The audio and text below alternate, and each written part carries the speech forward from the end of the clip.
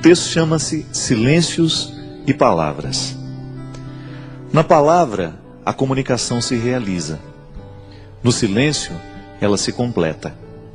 Pois a compreensão se concretiza a partir do silêncio. Há poder em ambos e a sabedoria é usar bem esses dois tempos da comunicação. Dentro de uma composição, as pausas são tão importantes quanto os sons. Uma boa orquestra é aquela que executa bem as dinâmicas das pausas e das continuidades. Mesmo no silêncio da pausa, a canção continua. Não diga as coisas com pressa. Mais vale um silêncio certo que uma palavra errada. O poeta mineiro Carlos Drummond de Andrade recomendava aos poetas: convive com os teus poemas antes de escrevê-los. Tem paciência se obscuros, calma se te provocam.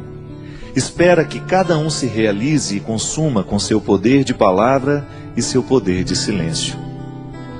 A recomendação do poeta é sábia e pertinente. Um poema só é bom, se maturado na sementeira do silêncio. Antes de se tornar palavra, a poesia é experiência de vida silenciosa. Os artistas sabem disso, e nós precisamos aprender. Demora naquilo que você precisa dizer. Livre-se da pressa de querer dar ordens ao mundo.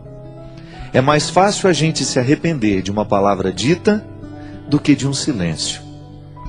Palavra errada na hora errada pode se transformar em ferida naquele que ouviu, também naquele que disse. Há muitos momentos da vida em que o silêncio é a resposta mais sábia que nós podemos dar a alguém. Na pressa de falar, corremos o risco de dizer o que não queremos. E diante de tudo o que foi dito, nem sempre temos a possibilidade de consertar o erro. Palavras erradas costumam machucar para o resto da vida. Já os silêncios certos, esses possuem o dom de consertar. Por isso, prepara bem a palavra que será dita. Palavras apressadas não combinam com sabedoria. Os sábios sempre preferem o silêncio. E nos seus poucos dizeres está condensada uma fonte inesgotável de sabedoria. Não caia na tentação do discurso banal, da explicação simplória. Queira a profundidade da fala que nos pede calma. Calma para dizer, calma para ouvir. Uma regra interessante para que tenhamos uma boa compreensão de um texto é justamente a calma. Só assim podemos adentrar nos significados que o autor quis sugerir e, consequentemente, mergulhar no mistério do seu texto. Leituras apressadas podem fomentar equívocos. E equívoco é uma espécie de desentendimento entre o que escreve e aquele que lê. É uma forma de obstáculo para a compreensão da linguagem. Na comunicação verbal cotidiana, isso sempre acontece. Dizemos e não somos compreendidos. Diante do impasse, duas realidades são possíveis: ou alguém disse com pressa, ou alguém escutou sem atenção. Dizer e ouvir requerem silêncio. Só diz bem aquele que pensou antes no que iria dizer, e ouve melhor aquele que se calou para escutar. A regra é simples, mas exigente.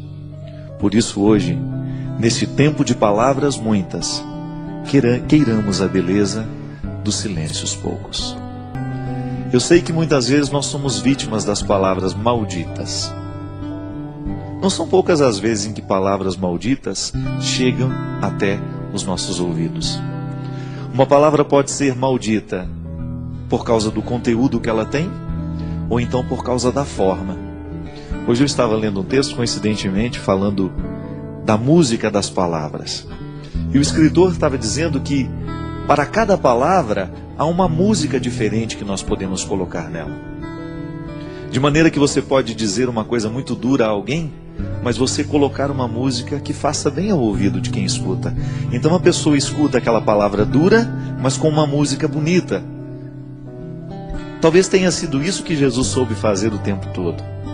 Jesus dizia coisas muito duras, mas a música das palavras de Jesus era extremamente sedutora. Porque ele sabia muito bem que não adiantava dizer as coisas sem musicalidade. Não adianta nada a gente dizer as coisas com braveza. Não. A gente será muito mais bem entendido se a gente buscar uma música suave para colocar a palavra dura. Você experimenta isso na sua vida todos os dias. Quando você precisa dizer alguma coisa de muito sério aos seus filhos, e às vezes você não sabe nem por onde começar porque você tem medo do conteúdo que você vai dizer. O conteúdo é duro, é de exigência. E os nossos filhos não estão muito acostumados a serem exigidos. Eles entraram nesta mística do mundo de hoje, nesta tendência do mundo de hoje, de que tudo tem que ser muito simples, tudo tem que ser muito fácil e rápido. E educar os filhos muitas vezes requer um discurso duro, exigente. Então você vai descobrir junto de Jesus que é possível dizer coisas duras com musicalidades atraentes. É isso que fazia com que as pessoas parassem para prestar atenção no que Jesus tinha a propor. O reino de Deus que Jesus propunha não era coisa fácil, não era coisa simples. Dá trabalho construir o reino. Mas ele construía de um jeito tão terno que as pessoas esqueciam a dureza da palavra e se prendiam na música que envolvia aquela palavra. Por isso o segmento acontecia com tanta intensidade. Tantas pessoas por causa da música que estava revestindo tudo aquilo que ele dizia. Minha gente, muitas vezes o que a gente faz de errado não é o que a gente diz, mas é como a gente diz. É a música que a gente coloca na frase. Pode ser que hoje você tenha ferido alguém com aquilo que você disse. Pode ser que hoje você tenha sido ferido por alguém com aquilo que você disse. E talvez você não tenha errado naquilo que você disse. Você tinha razão naquilo que você disse. Você estava certo ao reivindicar o que você reivindicava ou ao dizer aquela verdade que você disse. Mas talvez você não tenha escolhido o melhor jeito de dizer. Talvez você se perdeu na pressa, na raiva, na ira.